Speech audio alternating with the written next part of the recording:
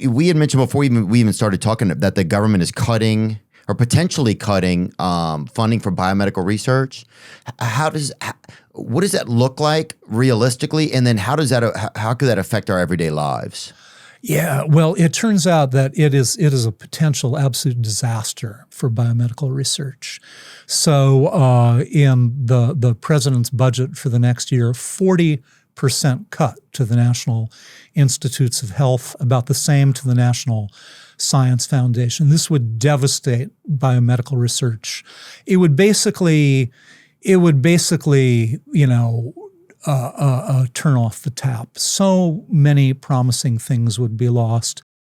There is so much right now that's changing in terms of new therapies for cancer, for neurological illness, new devices, new therapies.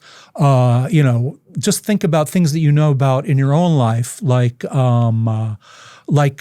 these weight control and diabetes drugs, these GLP-1s, right? They've only been around for a couple of years, right? And you're talking about like Ozempic and Westwego or whatever? Oh, yes, Wegovy, Ozempic, Zepbound, these drugs, like they are saving lives, right? It's not just like, oh, I want to look better, right? It's helping people with diabetes, it's helping liver disease, heart disease. It's remarkable how useful they are. And you might say, well, all right, but didn't this just come about from drug companies? Didn't drug companies do that? Well, no, the basic research that gave the drug companies the idea, it came from funding from the federal government. The federal government does the basic research. And sometimes, these are the sort of things that people like to make fun of and they think our money's being wasted. So you ever heard of a lizard called a Gila monster? Yeah. Right? So they're out in the desert in Arizona and places like that, and they've got venom. And in their venom, there's something that looks like this hormone called GLP-1. GLP-1 is the hormone that's secreted by your small intestine that goes to your brain and suppresses your appetite, and that's the basis. That's what these drugs like Ozempic mimic. They're like GLP-1 with some natural GLP-1 with some modifications.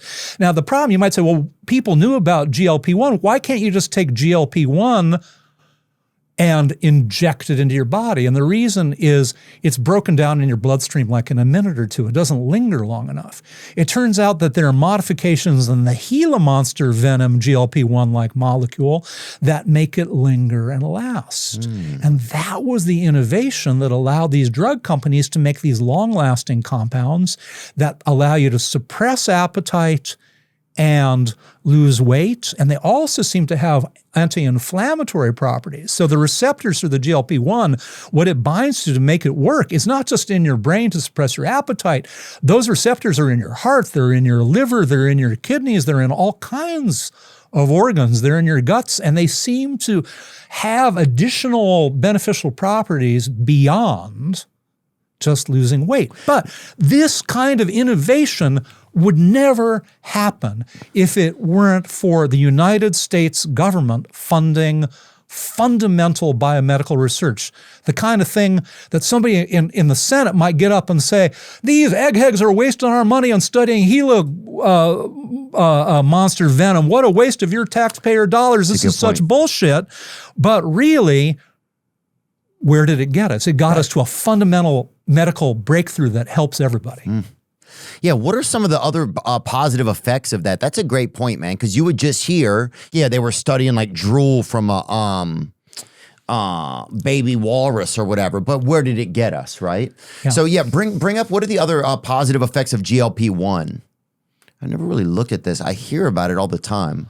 Well, so like one interesting claim that's being made right now is that these drugs to help suppress appetite also help other compulsive behaviors, whether it's drug addiction, compulsive shopping, gambling.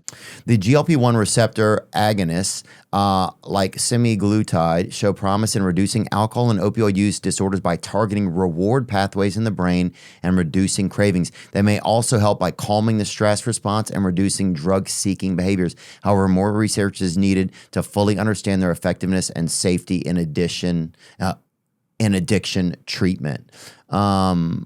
are there side effects of GLP-1? Yeah, there are. Sometimes people get constipated on them. Sometimes people feel nauseated, and Shit, I'll get sometimes constipated off a bad waffle, So no, look, dude, I'm willing to risk. and some people feel tired. Yeah. So there are some side effects, and sometimes they can be serious enough that people will want to quit the drug because they can't handle the side effects. But mostly the side effects are not bad.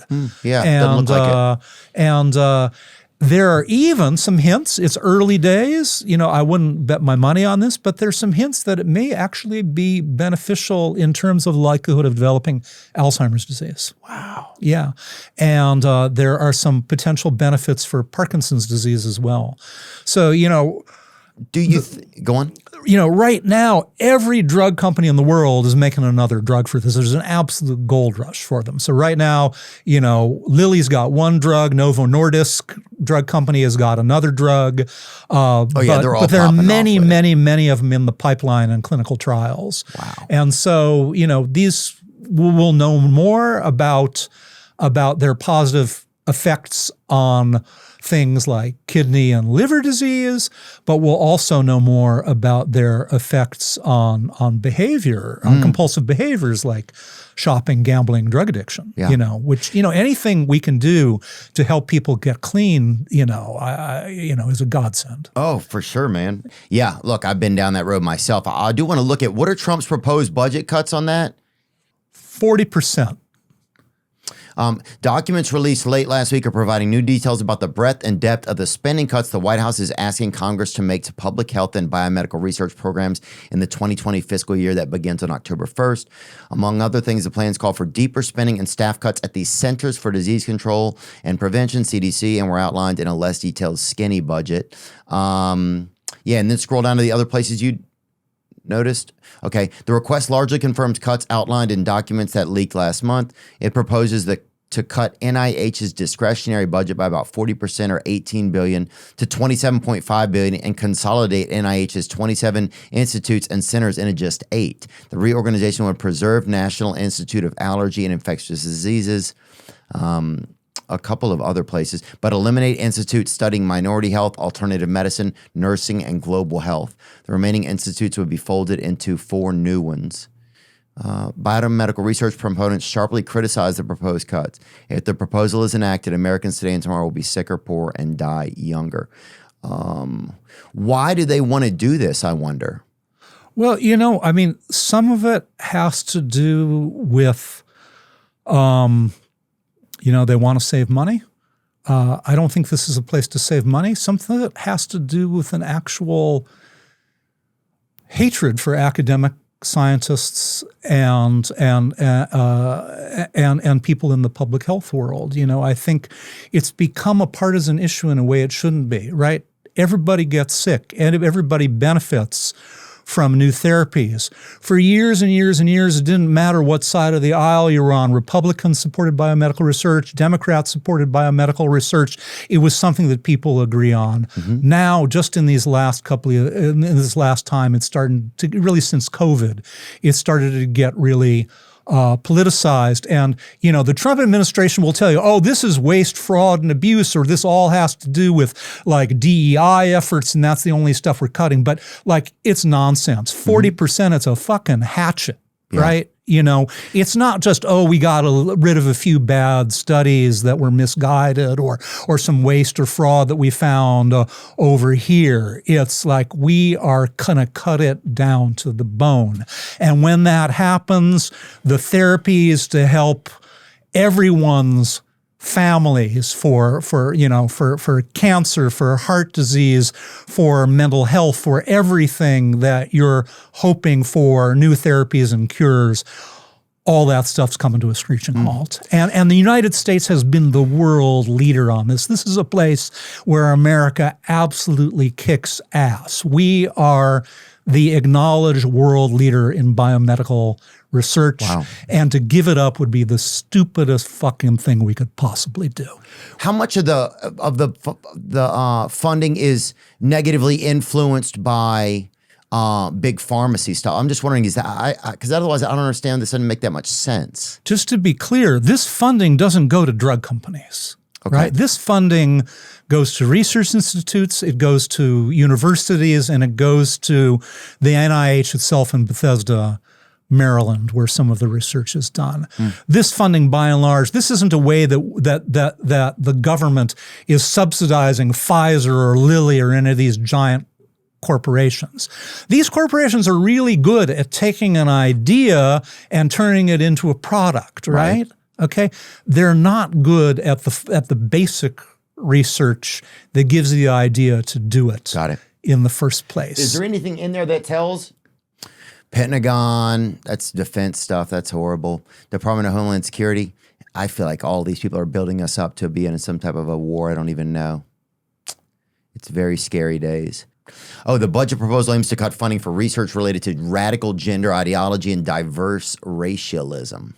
That sounds so vague, though. Well, the truth is that, so there have been some grants that do involve stuff like that, but it's a tiny, tiny, tiny, tiny fraction, right? Yeah. Don't believe that 40% of the NIH has to do with studying things like trans folks. I mean, I think it's perfectly legitimate to study trans folks myself. Oh, yeah, I'm curious about them. Most people are curious. Even if you think that's bad, that's like a tiny, tiny fraction of the NIH. There's not 40% of that to be cut. I wish we could talk to someone who was involved with, I don't know if it's Doge or what the exact group is that's organizing a lot of these proposed cuts. Well, you've had RFK Jr. on here. Yeah. Yeah, so he's maybe if we get to have him back on and we get to talk to him about it. He's the one who's involved in this, and the new head of the NIH and the new head of the CDC. These are all folks that are fundamental to this. Yeah, what did that article say about RFK? I saw the one part. Let me see. The budget request reflects priorities advanced by the Department of Health and Human Services Secretary Robert F. Kennedy Jr., including a focus on food additives and chronic diseases at the expense of infectious disease studies and a real-world data platform to allow scientists to study the causes of autism. Oh, that's awesome. It also proposes using artificial intelligence and big data analysis to research the exposome, the collection of environmental factors that can influence human health. So I wonder if they're just trying to redirect it to things that he cares more about. Well, so I think the thing to realize is, first of all, it's a 40% cut. So it's not like you're taking the same pot of money and then just reshuffling around to different priorities. First of all, you start with a 40% cut. And then the 60% that's left, you're going to take away from stuff like vaccines and put it into bullshit cold plunge therapy and other stuff that are his pet projects. Yeah. I mean, curious let me just be clear. Okay, there's some things where I really agree with RFK Jr. He is absolutely right that we should be taking a closer look at food additives. He is absolutely right that ultra-processed foods are a big problem in health, and he is absolutely right that environmental pollutants are a big problem in health, and there should be a lot more attention paid to that. Where I get off the bus has to do with cutting all these other areas that are so very, very promising. Yeah. And also with some of the other very unproven things that he has advocated for. So, for example, the drug ivermectin, he's a big fan of it for COVID and other things. It's nonsense. It doesn't work. It's not true. It's fraudulent. Don't believe it. I've had friends that have taken it, have had success with it. Yeah, well, that's the reason we don't make biomedical policy based on anecdotes that something that happened to our buddy, right? Yeah. We do studies for it, right? And so, like I go and I take some vitamin C and I feel better from my cold. Well, maybe I was going to get better anyway. We don't know. Yeah. Right? Maybe the vitamin C did something. Well, what's the way to know that? You have to do a real controlled study the proper way. Assuming that that there aren't budget cuts, or even assuming that there are, right? What do you feel like the next 10 years of biomedical research looks like? Well, I think it's going to involve there are a lot of really exciting things that we're on the precipice of. One of them is really finally realizing the promise of individualized medicine. In other words, you go in, you give a little blood, or they scrape the cells from your cheek. They read a lot of your genetic situation, and they know how to give therapies that are precisely designed for you for the very best outcome and the fewest side effects. This is the sort of thing that's already happening in cancer, right? Like it used to be like you went and you'd say, oh, you got lung cancer. All right, well, we're going to treat you generically for lung cancer with the thing that works the best for the most amount of people. But it turns out that like depending on the flavor of what's in your tumor, actually for some people it might be much better to get this one, and some people it might be better to get that one, right? And this is something where AI is actually and machine learning are extremely valuable. Another thing that's extraordinarily exciting is the use of gene editing technology, so-called CRISPR. You may have heard that term. CRISPR is a technology for changing your DNA. So what this is, like if you have kids that are born with these rare genetic diseases where like there's a disease where you can't do your metabolism right and you build up ammonia in your body, and these kids die within a few years, right? So right now there's great promise for using CRISPR to be able to modify their DNA to correct the genetic deficit and allow them to live normally. This is just starting right now. It's, the very dawn of the age of CRISPR therapy, but the next 10, 20 years are going to see this sort of thing explode. Is AI helping us? AI is helping us massively, because there are certain sort of things where what you want to know is like, what happens when you put 1,000 different variables that you measure from your blood test, from testing your DNA, in to predict what the best therapy is for you, or how you are likely to respond to a different drug or antibody or something like that. Right. And AI is extraordinarily good. There is a fellow named Eric Topol at the Scripps Institute just wrote a book called Super Agers that is really excellent. And he spends a long time talking about the promise of AI and big data in the next era of medicine. He'd be a wonderful person for you to have on the podcast. Thank you, David. Theo. Yeah, I'm going to check that out. Super Agers. Yeah. Do you think? I wonder if one of the reasons why they could be, or one of the reasons why they're even could be proposing budget cuts, if they think that AI would it save money, you think, for research?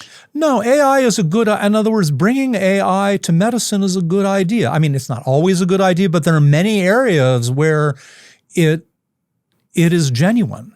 It's not like doing things with AI is going to allow you to achieve economies of scale or, cut this or do things in fundamentally different ways, so much as it's another tool in the armamentarium. There's nothing wrong with bringing AI to biomedical research. Right.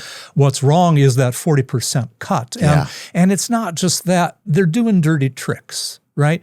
Congress allocates money for biomedical research, and then right now the administration is just slow-walking actually allocating it.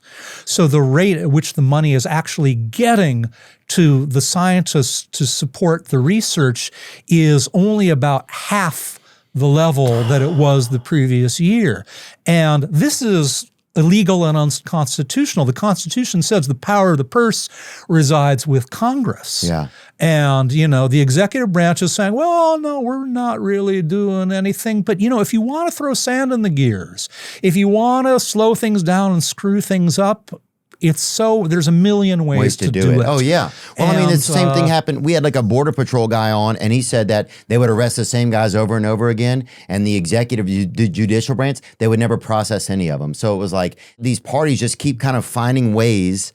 There's always a way for them to choose to make things tougher on the regular person, I feel like, you know? Well, yeah, there are ways to get around, to claim you're not suing something, but really do it. Claim you're not cutting biomedical research. Point at the next guy. But actually just will slow down getting the money out there, and fundamentally you're cutting biomedical research. Or in this case, the Trump administration is actually saying, yeah, we want to cut 40%, and that's a good idea. And then what it's really going to be is more than 40%, because it's going to be 60%, and then they're going to throw the sand in the gears of the 60, and it'll be even less than that. Yeah. I'd love to get to talk with Bobby Kennedy again to learn more about that, Yeah. So hopefully I'll get that opportunity. And if I do, I'll make sure to bring that up. Please do. Yeah, I appreciate that.